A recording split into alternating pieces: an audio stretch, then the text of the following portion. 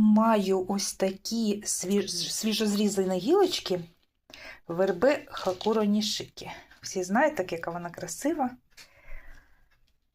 З таким листячком рожевеньким. Ось в мене свіжозрізані такі пагони. Я їх буду вкорінювати в воді. Вода в мене відстояна, кімнатної температури. Туди додаю пігулку активованого вугілля для дезінфекції. Ось. І ставимо наші пагончики.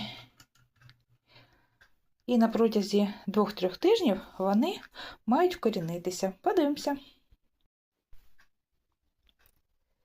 Пройшло 10 днів і маємо ось такий результат по вкоріненню верби Хакуро Нішики. Ось такі корінчики вже мають пагони.